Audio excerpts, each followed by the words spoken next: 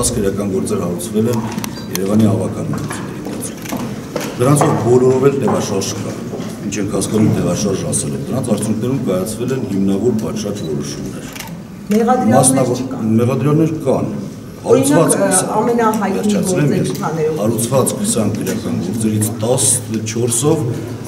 գործերը դատարան են ուղարկվել։ Այսինքն առնվազն 13 անց դատի է տրվել քրեական պատասխանատվության ենթարկվելու համար, 1 անց հոգեկան հիվանդությամբ տառապող դատի է տրվել բժշկական բնույթի արտադրանքի միջոցներ կիրառելու։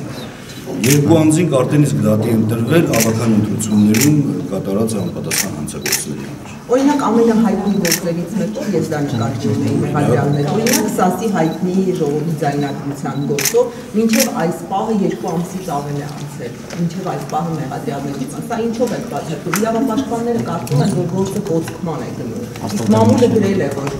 օրինակ դա ուսումնասիրում է, որ Արտակ Սարգսյանի պատգամավոր Արտակ Սարգսյանի եղբայրն է վարել այդ ժողովը։ Դա ուսումնասիրվել է, ձայնային համադրություն արվել է, ինչ փուլում է։ Այդ բոլոր գործընթացները իրականացվել են։ Ալի գործընկերներ ջան, ես ցանկանում եմ կարճ ներկայացնել, որ որևէ անձի դատի տալը դա ունի օրենքով նախատեսված չափորոշ պայմաններ։ Եվ եթե իրականացվում է 2 ամսյա նախաքննություն ու այս պահի դրությամբ մեղադրանք առաջադրված չէ, դա օրենքի պահանջից բխող համապատասխան հետևանք է։ Ես քանի որ հիմա նախաքննության փուլում է գտնվում քրեական գործը, դրանով ձեռքբերված տվյալներ, բնականաբար արտակի փաստարկներ, հակապաստարկներ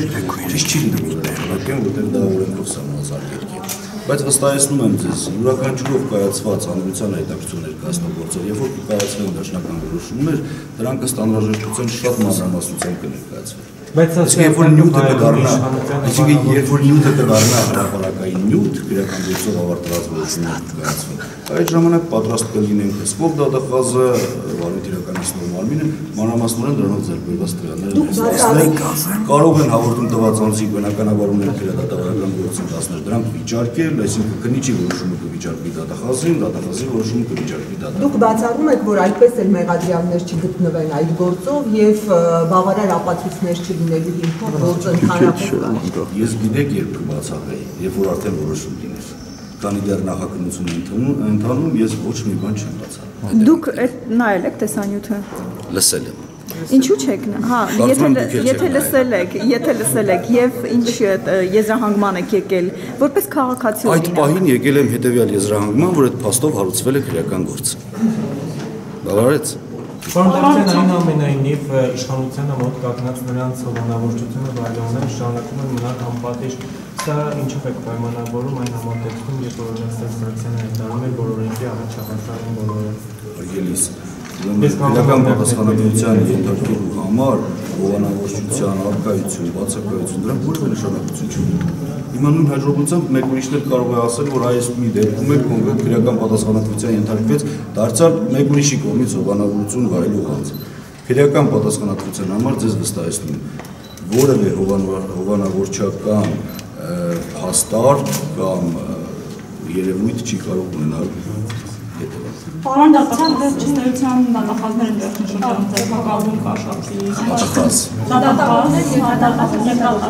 դատավորները դատախազներ չեն։ Ես շատ լավ իրավեդում եմ, շանս վստահ եմ, որ դատախազներ դեռևս կաշառակերական համակարգում եւ սխալված չեն դրասում դատախազները։ Ամեն դեպքում դատախազները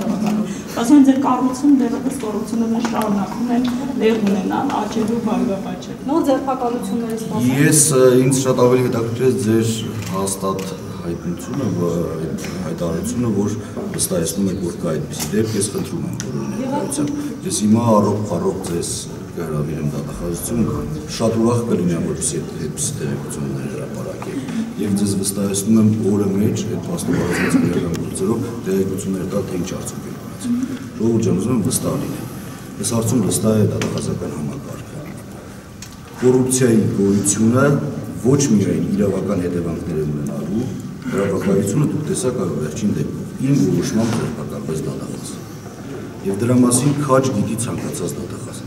Բնականաբար բացառել, որ 337 դատախազներից ոչ ոք այսօր 3-10 օր առաջ ներգրաված չի եղել որևէ կոռուպցիոն գործընթացի մեջ։ Դժվար է դա։ Բայց նորից եմ ասում, մի բան ակնհայտ է։ Եթե պարզ դարձավ այդպես իրավիճակ, եթե դրա վերաբերյալ եղավ համապատասխան հաղորդում, թույլ տվեք մի քիչ օրենքը խախտած ասեմ, այս իրավիճակում վերաբերմունքը լինելու է մի քանի անգամ ավելի խիստ։ Դուք դատախազների հայտարարությունները բացատրել։ Իհարկե ունենք։ Արգելիս իհարկե ունենք ստուգման մեխանիզմներ։ Տեսեք, մենք ունենք համապատասխան վերահսկողական մեխանիզմներ։ Ստորադաս դատախազների կայացած համապատասխան ակտերը վերահսկողության են ենթարկվում, ստուգվում են վերադաս դատախազների կողմից։ Այսինքն նույնիսկ եթե չլինեն համապատասխան որոշումներ, մենք համապատասխան որոշումների օրինականությունը ստուգելիս ստորադաս դատախազների, եթե հայտնաբերում են խախտումներ, բնականաբար այդ խախտումների համաչափությամբ հետևանքներ են առաջանում։ Եթե այդ խախտումն այնպիսին է, որ դա իր մեջ ներառում է կարգապահական խախտում, ուրեմն ունենում է համապատասխան կարգապահական հետևանքներ։ Եթե դա հանգեցնում է հանցագործության, ուրեմն այդ փաստով հարուցումների իրականորոշ իրականացումը նախատեսվում։ Պարոն դատախազի ձերբակալման ֆոնին դատախազները պարգևատրվում են որ արձանիկների համար։ Եթե 337 դատախազներից մեկը ձերբակալվում է, նշանակում է մյուս 336 դատախազները պետք է պատրաստել զարդարացի է, չէ՞։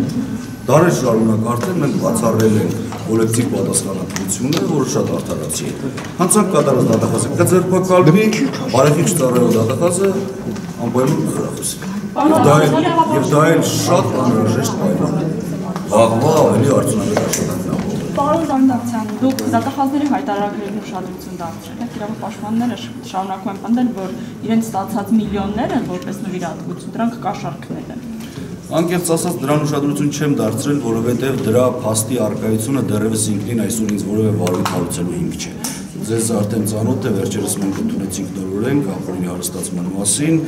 որից հետո արդեն հայտարարագիրը ինքնին որոշակի հակասություններով հանդերձ առիթ կհանդիսանա վարույթների։ Այդ ժամանակ ձեզ խոստանում եմ կսկսեմ առաջին դատախազների հայտարարագրից։ Չեք մոռացել, չէ՞ որ իմ հետ գալու եք։ Չէ, պարոն Դավթյան, մինչև ձեզ հետ գալը։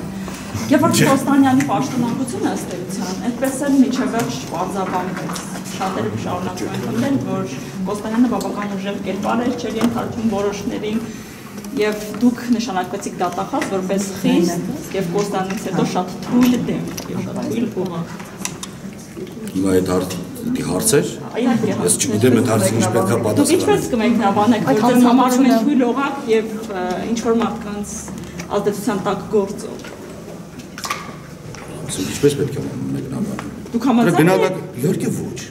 Իհարկե որևէ մեկը որևէ փաստով դա չի կարող ասել։ Ասենք դուք որ այդ հարցը տալիս եք, այլ պատասխան եք ակնկալում։ Դե գուցե նա ազնիվ գտնվեիք։ Հենց ազնիվ գտնվելով ասում եմ ոչ։ Էլի մեջ է։ Ասենք եթե այդ ապացույցներն ունենանք Երևանի դատավորի վրա, Երևանի դատախազության դատախազի վրա, նույն հաջողությամբ նույն երկը կլինի նրանց նկատմամբ։ Օրինակ Էդմոն Մարությանը վստահեցնում է, որ եթե ուզենաք ցանկացած ել կարող եք բռնել, դա ընդհանրապես քաղաքական կամք է։ Շատ շնորհակալություն, որ Էդմոն Մարությանին գործընկերը այդպիսի բարձր կարծիք ունի, ես էլ շատ կուզեի, որ այդպես լիներ, բայց ցավոք այդպես չի։ Պարոն դատախազ կոնկրետ օրինակ Համընդհանուր տեսական, այսպես դասագրքային իրավիճակներ կան, մենք ունենք բազմաթիվ լատենտային հանցագործություններ եւ ամբողջ աշխարհում կան լատենտային հանցագործություններ։ Եթե հնարավորություն ունենանք բոլոր հանցագործությունները բացահայտելու, ուրեմն մենք կլինեինք կատարելության մոտ։ Պարոն դատախազ, եթե չեմ սխալվում, Անդրեաս Ղուկասյանի դատավորը պարզապես անունը չեմ հիշում, ինձ դատական նիստի ժամանակ հարցրել էր դուք եթե դες ազատ արձակեն քաղաքական գործունեությամբ շարունակելու եք զբաղվել, ասել էր այո եւ ըստ էության նրան կալանքը երկարաձգվել էր։ Սա արդյոք փաստ չի, որ տվյալ անձին քաղաքական նպատակներով են բանտարկվում։ Եթե դուք հետևեք կտեսնեիք, որ բերված վճռաբեկ բողոքի հիման վրա վճռաբեկ դատարանը բեկանել է այդ գործով կայացված ակտը։ Անդրադարձել է այդ գնահատականին, այսինքն դա որևէ քրեական հետևանք առաջացնող արարք չէ։ Դատական համակարգը ներսում իր համապատասխան պրոցեդուրաներով դրան արդեն արձագանքել է։